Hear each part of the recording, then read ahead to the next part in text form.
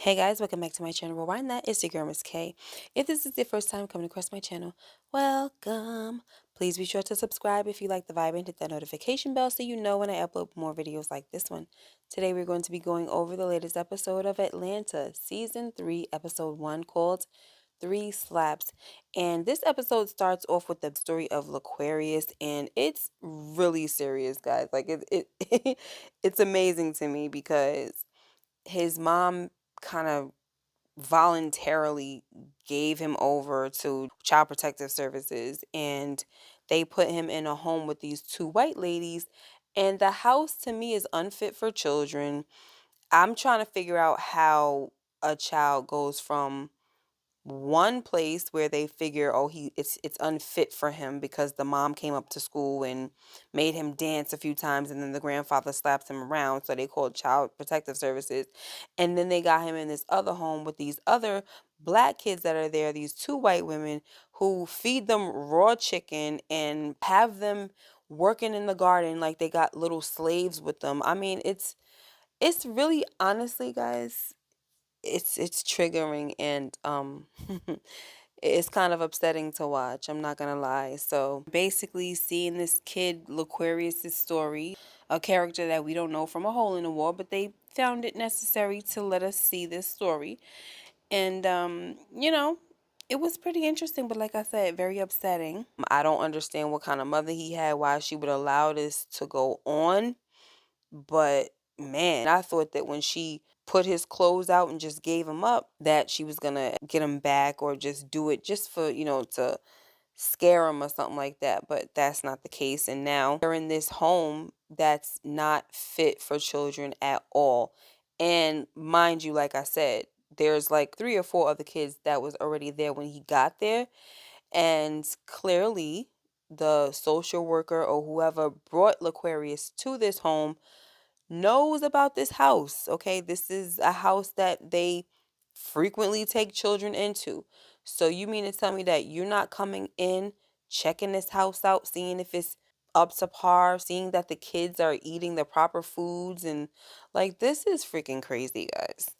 And then when they go to the farmer's market or Amish market, whatever the heck it was, Laquarius tries to get away. He sees a cop. He hugs him. He's like, "I learned my lesson. Please take me away from these white ladies. They can't cook, and they make me sleep in a storage closet." So he seemed like he was kind of listening to Laquarius at first, but then he saw that the ladies were white, and he clearly just let them off the hook. Now, y'all already know that if it was a black parent that came up, it would have been some issues. That's all I got to say about that.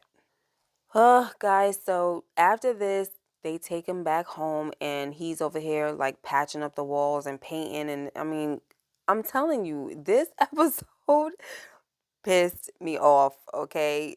Like, they got these kids in here as slaves. And then you have this freaking white woman who's trying to talk all calmly and everything, like, "I'm gonna love that right out of you." It's like cult-like behavior. I'm so irked right now. Why don't you try singing a song while you work? That'll make you feel better. Like good old slaves, you know? And these would be the same white people that would feel and believe, swear up and down, that they are not racist. Then the other wife, I think her name is Gail, she tells Laquarius that, "I'm sure this is a much better situation from where you came from." And it's like, they just assume that he comes from this unfit home and this, impoverished situation. It's just straight stereotypical racism. I'm sorry, guys. Like, there's no way that these ladies are not racist. They're freaking bringing in all black kids and making them work in their homes. I'm sorry. That's freaking racist. So, here's the moment that I was excited for. Somebody from Child Protective Services knocks on the door and says, because of a call from the neighbor next door, they need to do a wellness check on the kids. And I'm like, thank you. Y'all should have been doing that. Y'all, instead, you keep making kids come to this house. So anyway, the lady gets in there, And she's like, what is that smell? And it's crazy because when Laquarius first got there, he was like, it's stinking here. And the lady was like, no, it doesn't. I'm like, what the heck is up? Okay, so as the lady is hardly in the door, she sees that the house is a mess and it stinks and there's dog hair all over the floor. And then you got the little girl who's coughing, and I guess they have like some type of blueberries in her hand or something like that for, I guess they're trying to use some type of home remedy or whatever. And so the lady says, do you have a washcloth? And one of the mothers was like, no, because I don't know what the heck is going on, but they do not use washcloths to freaking wash their behind. Like, they told Aquarius when he first got there that he has to wash up using his hands. That is so disgusting. Like, how do you properly scrub your private parts and all of the funky spaces in between? Like, I just don't understand this. So the social worker lady turns around and just looking at her like, are y'all freaking serious? But she ain't say nothing. Instead, she just goes and writes it down on her little clipboard and everything, taking notes of this unfit environment that some way, somehow, the state let go under their radar. So then the social worker walks up to Laquarius and she says, how do you like living here? He says, I'm really hungry. I want to go home. And she says, don't worry, I'm going to get you out of here. So then all of a sudden, Gail walks up and was like, can I talk to you privately? Like, there's some things about this case you don't know. And I was like, oh my gosh, please don't tell me that she's about to freaking kill this lady, okay? Because the next thing you know, they walk outside and the lady don't come back, but Gail comes back without her. And I'm just like, of course, this kid is not going to be rescued that easily, honey. Y'all just going to keep pissing me off throughout this episode. So anyway, like I said, Gail's talking about, oh, we're good. They're sitting down ready to eat raw chicken. Like, I don't understand how this idiot is calling this fried chicken. We're eating fried chicken again, and it's clearly not cooked at all. Chow, I cannot believe how much this episode got me really in my feelings, guys. For real. So next, after waking up in the middle of the night having to throw up because Larry was so hungry. Look, these freaking heifers got me calling him Larry. Oh my gosh. Laquarius was so hungry, guys, that he decided to eat the raw fried chicken. Okay. Ugh, whatever the heck that was. And he wakes up in the middle of the night and he has to throw up. So when he goes back to sleep, he gets up the next day and they're all packed up because they say that they're taking them to the Grand Canyon. And I said, oh gosh, like this lady Gail, though, she seems pretty psycho. So you never know. She might be trying to take the kids out there to kill them. Like, this is my thought process, right? So he asked the first mom, he was like, where are we really going? And then Gail comes behind, like, we got to get going before the sun goes down. And that was that. So now they're on their way. But before Laquarius gets in the car, he sees the clipboard of the social worker over there next to the garbage, guys. So they finally get to wherever the heck they went, the middle of nowhere. They call themselves releasing the dog out into the wild so he can, live, right? But they was going to take the kids and themselves. So they wasn't just going to kill the children because they figured, look, if we don't kill them, this world is going to swallow them up, all right? So we're just prolonging it by leaving them alive. So I wasn't sure what the heck was going to go on, guys, but then they get in the van and they drive off and Gail's telling Amber, just release it and don't look back or whatever. And so they're just driving. So basically, they're killing themselves and the kids. But Aquarius, he got a plan. Somehow, the dog gets back into the freaking vehicle. And Laquarius has the trunk open and he done dropped himself out of the van while he watches them go over the bridge or whatever, right? And so at this point, I'm just thinking, okay, where are the other kids? Because now he's looking over the bridge into the water. And I was like, okay, yeah, so the other kids are probably going to be, when he turns around, they're going to be there or they're going to be walking up or whatever. And they were not, guys. So that was pretty sad. He didn't even try to make a plan to save the other kids. I was like, dag, I mean, I know he's just a kid, but I thought that he would have tried to make a little plan, because if the dog wind up getting back in the car, why didn't he make a plan to get the kids out? I don't know. Maybe the dog just wandered back over there. You know what I'm saying? But anyway, it's just a sad situation all around. So anyway, he walks and he finally makes it back home, okay? Gets the key from under the mat. He gets inside. He starts doing the dishes and all that, and his mom comes behind him. She's like, "Oh, you decided to finally come home and everything." And he's like, "Yeah." And then he said, "Is there still spaghetti in the fridge?" And she said, "Yeah, baby." So I was like, "Oh my gosh." I mean, it was crazy because it's like she seemed like she cared in the beginning, but then when she just threw him out, it was like, "You really just gonna let your child go like that?" I mean, she did think he called the cops on her, but even though he kept saying, "Mom, I didn't call nobody," she was not trying to hear that. She like, "All right, go on and take him." And I just kind of feel like I see the lesson that she was trying to teach, but that was way too much. Okay, her child could have lost his life. Like, that was a serious gamble, but you see what it did.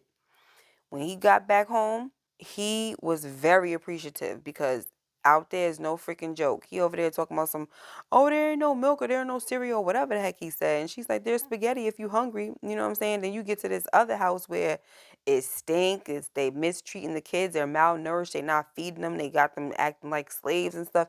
So he done came home and was very appreciative, doing the dishes and all that. So it was a pretty cool lesson. But like I said, the mama, she gambled on that baby, and that is not something that I agree with at all right? But it is what it is. It was a pretty good freaking episode. So now, as Laquarius is sitting down eating his food in his nice, cozy looking, clean home fit for a child, okay? He sees on the news that there's like 3 kids abandoned. So the kids that were with Gail and Amber, they survived, all right? And I was like, "Oh, that's good." But man, oh man, this was a crazy episode, like I said. I can't get enough of saying it, but in the beginning it started off really weird with the white guy and the black guy fishing, and then he was saying some deep stuff too, to the point where I didn't really want to touch on it, because I was like, this is a little too deep to touch on right now. It's more for like a live discussion, which I'm not going to do. But I was like, yeah, it's really deep. Like, the stuff that he was saying was kind of like, they kind of walk around as white people with blinders on, and, they're like also enslaved and stuff like that. I guess he's trying to say enslaved to the truth or something. I don't know. I don't want to get into it. I understood what he was saying, but it's too much to just try to dive into, trying to get through this stuff as quick as I can, okay? It's more editing for me?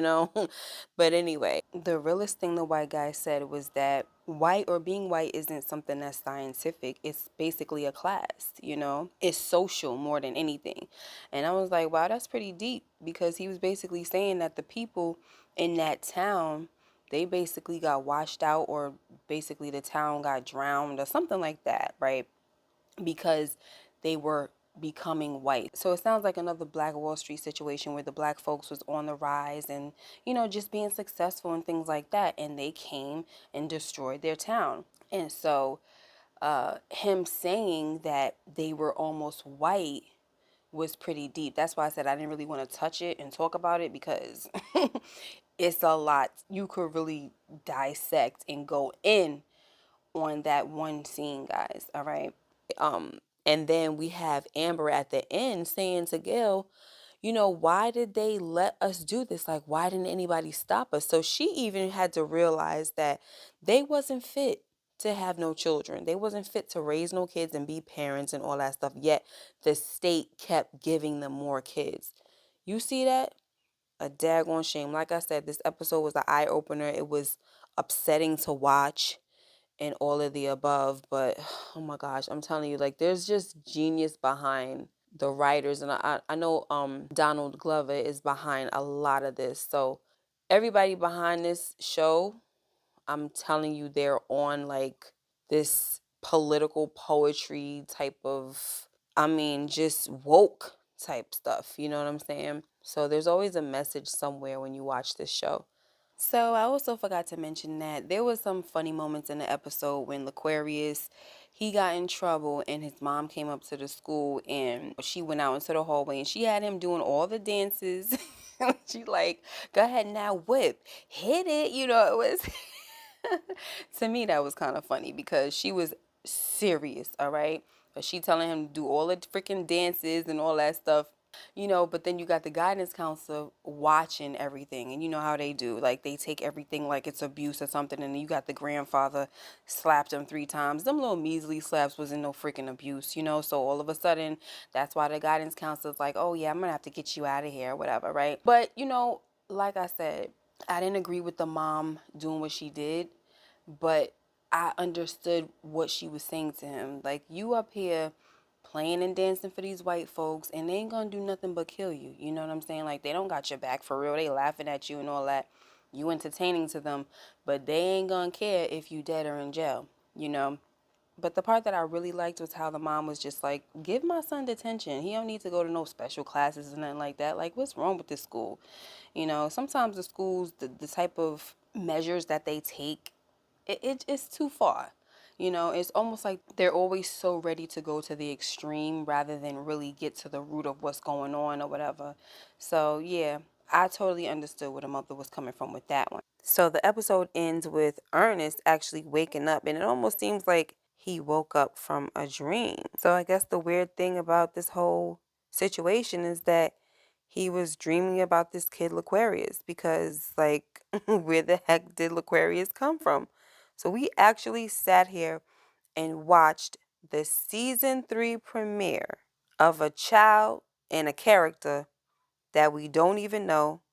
Like, it's not even the backstory of one of the characters that we do know. And we just watched this whole story of Laquarius after what, 2 or 3 years off, okay? And it's kind of weird, but the crazy thing about it is for some reason it works and it was actually really freaking good, guys. Okay, so I think it was a lot of lessons in this and a lot of eye-opening situations. So that's what I do enjoy about watching this show.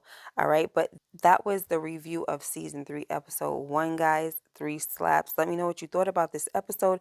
Make sure you like, comment, and subscribe if you haven't already, and hit that notification bell so you know when I upload more videos like this one. Until next time, you guys take care and be blessed, and I'll see you in the next video. Bye-bye.